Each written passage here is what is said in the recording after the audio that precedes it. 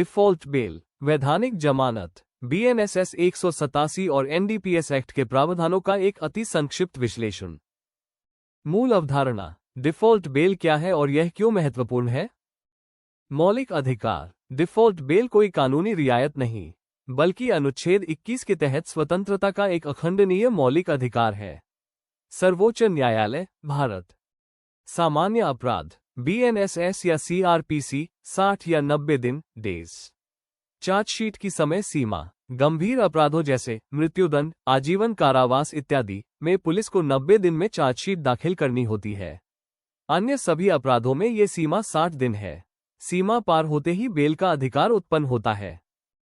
विशेष अधिनियम, NDPS act, 180 दिन, commercial मात्रा के मामले। एनडीपीएस एक्ट के तहत गंभीर मामलों या कमर्शियल मात्रा की जब्ती होने पर चार्जशीट की सामान्य सीमा 180 दिन होती है। 180 दिन के बाद ही डिफॉल्ट बेल मांगी जा सकती है, विशेष आदेश के बिना। पुलिस रिमांड, सीआरपीसी बनाम बीएनएसएस। प्रावधान, सीआरपीसी पुराना, बीएनएसएस नया।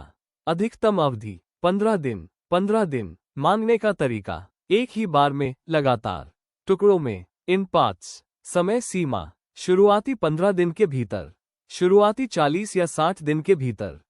रिमांड का नया, स्प्रेड विदिन नियम, 60 दिन की विंडो। गंभीर अपराधों में पुलिस अपनी 15 दिन की हिरासत गिरफ्तारी के शुरुआती 60 दिनों के भीतर कभी भी मांग सकती है। 40 दिन की विंडो। अन्य सामान्य अपराधों में पुलिस अपनी 15 दिन की हिरासत गिरफ्तारी के शुरुआती 40 दिनों के भीतर कभी भी मांग सकती है। एनडीपीएस में 180 दिन का एक्सटेंशन। पब्लिक प्रोसिक्यूटर की रिपोर्ट, इन्वेस्टिगेशन ऑफिसर सीधे समय नहीं मांग सकता। लोक अभियोजक, पब्लिक प्रोसिक्यूटर को स्वतंत्र रिपोर्ट पेश करनी होती है। जांच की प्रगति, रिपोर्ट में बताना अनिवार्य है कि 180 दिनों में अब तक जांच में क्या क्या काम हुआ है। ठोस कारण, आरोपी को 180 दिन के बाद भी जेल में रखने के विशिष्ट और वैध कारण होने चाहिए। आरोपी के कानूनी अधिकार, एनडीपीएस एक्सटेंशन मांगते समय अदालत को आरोपी को नोटिस देना और पेश करना अनिवार्य है। आरोपी को इस एक्सटेंशन का विरोध करने का पूरा अधिकार है। बिना आरोपी को सुने या उसकी पीठ पीछे दिया गया एक्सटेंशन अवैध, वॉइड माना जाएगा। ऐसे अवैध एक्सटेंशन पर डिफॉल्ट बेल मिल सकती है। जजेस gavel and legal documents on a dark wooden desk representing courtroom proceedings. बचाव पक्ष की रणनीतियां, बिना फसल, फोरेंसिक साइंस लैबोरेटरी रिपोर्ट की चार्जशीट।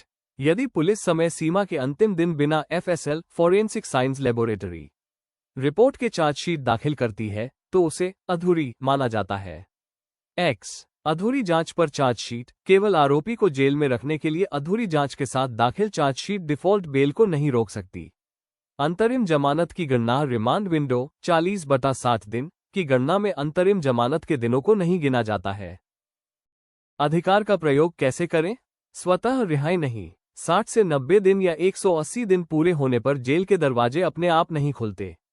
औपचारिक आवेदन, आरोपी को तुरंत अदालत में आवेदन एप्लीकेशन लगाकर यह जताना होता है कि वो जमानत बॉन्ड भरने के लिए तैयार है।